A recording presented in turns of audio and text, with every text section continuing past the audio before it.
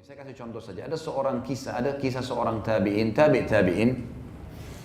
Dia lagi duduk dia dulu sering belajar sama gurunya, sama syekhnya, seorang tabi'in. Dan dia sama dengan teman-temannya.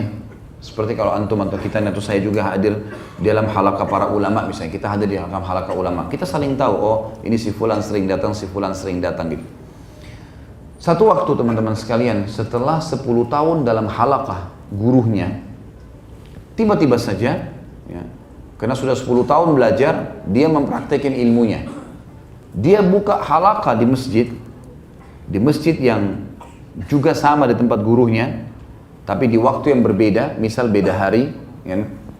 Ternyata pengajian dia lebih ramai orang datang, membeludak sekali, banyak orang datang dibandingkan dengan gurunya.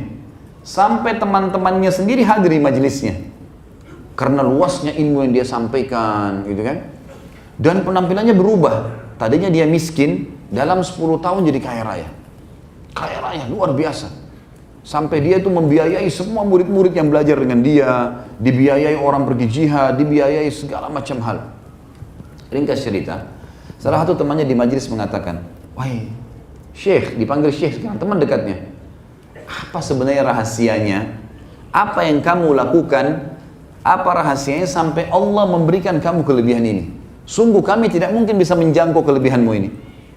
Tidak bisa kita ini, walaupun sudah sama-sama belajar 10 tahun, tapi kami nggak bisa. Kamu secara penampilan lebih kelihatan kaya, kelihatan lebih segar, kelihatan lebih tampan dari sebelumnya.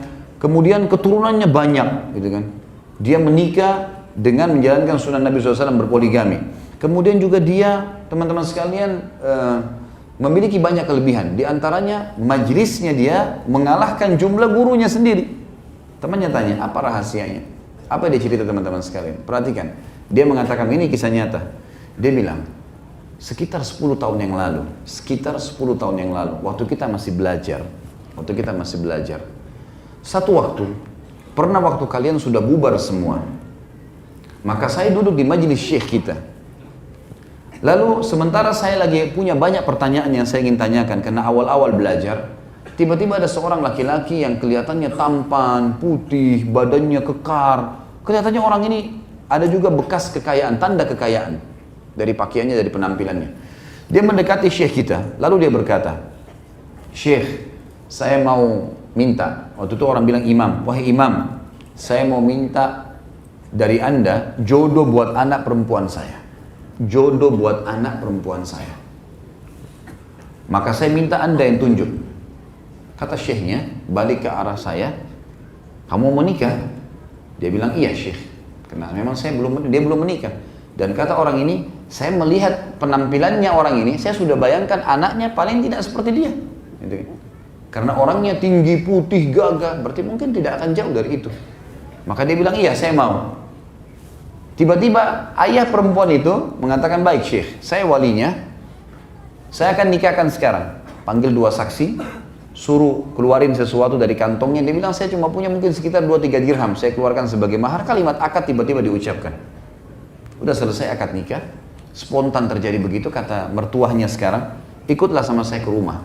Kata orang ini, saya ikut ke rumahnya. Rumahnya sangat besar, luas, kaya raya, kelihatan mewah. Saya begitu bahagia membayangkan itu.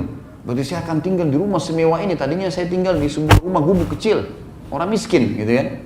Dia bilang, kemudian saya masuk ke ruang tamu dengan dipan-dipan yang empuk, ruangan yang wangi. Saya betul-betul pada saat itu berbunga-bunga gitu kan. Kemudian dia bilang, mertua saya mengatakan, tunggu sebentar, saya akan persiapkan istrimu. Lalu dia masuklah ke dalam, kemudian setelah beberapa saat dia keluar, dia mengatakan, ini ruanganmu, di bawah, istrimu ada di dalam. Apa yang dia bilang teman-teman? Waktu saya masuk ke dalam dan saya menemui istri saya, demi Allah, di dalam diri istri saya itu ada lebih dari 10 aib.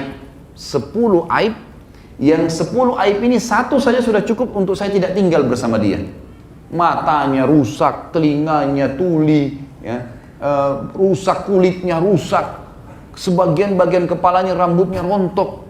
Badannya lumpuh, kakinya nggak bisa jalan. Ada 10 aib. Satu saja sudah cukup membuat saya tidak bisa bertahan jadi suaminya.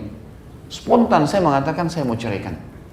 Maka perempuan itu sambil merangkak memegang kaki saya dan berkata, tolong jangan ceraikan saya.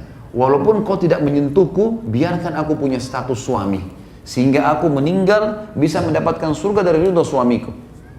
Mendengarkan kalimat tersebut, aku teringat sabda Nabi SAW, kalau wanita meninggal, gitu kan, dengan ridho suaminya, maka dia akan masuk surga. Maka dia bilang, saya bertahan 10 tahun, tidak ada yang tahu kalau istri saya seperti itu. Bertahan. Melihatnya saja sudah menjadi sebuah beban jiwa. Dia bilang, saya bertahan. Subhanallah, baru saja dia bilang tahun ini, tahun ke-10, istri saya meninggal dunia. Pada saat dia meninggal, Allah yang maha tinggi dan maha pemurah membukakan untuk saya dunia ini. Di depan mata saya tiba-tiba saya dapat modal, saya bisa bisnis, saya usaha. Mertua saya meninggal, semuanya terwariskan, diberikan kepada saya, dihibahkan kepada saya sebelum meninggal. Pada saat sudah dihibahkan dia meninggal, maka tidak ada masuk, karena tidak ada warisan. Anaknya cuma anak perempuan tadi yang cacat itu. Kemudian dia bilang, saya jadi kaya raya tiba-tiba. Kemudian saya tiba-tiba entah bagaimana, saya begitu memiliki pemahaman yang sangat luas. Apa yang saya pelajari 10 tahun dari guru kita ini, semuanya melekat. Sehingga saya bisa membuat pengajian, dan seperti kamu tahu, banyaknya orang datang ini justru setelah cobaan itu datang. Lihat efek daripada balasan teman-teman sekalian. Kadang-kadang, Allah subhanahu wa ta'ala ingin meninggikan derajat seseorang. Tapi, dia nggak bisa sampai itu, kecuali ada cobaan dulu. Baik di dunia maupun di akhirat. Tadi salah satu contohnya saja. Kalau di akhirat teman-teman, ada derajat mungkin di surga, harus kita 100 tahun sholat malam, 100 tahun puasa, 100 tahun baca Quran. Tapi umur kita cuma 60. Tapi Allah mau kita sampai ke derajat itu, bagaimana caranya? Kita diuji dengan penyakit 10 tahun. Kita diuji dengan susahnya hidup. Minta-minta sama orang mungkin, mengemis. Gitu kan. Dan beragam macam cobaan. Tapi satu jawaban teman-teman, selama kita berada di rel agama yang benar, maka pastikan kita tetap akan berada di jalan yang benar. Dan juga tetap kita makan, tetap kita minum. Cuman ada cobaan yang sedang berlalu.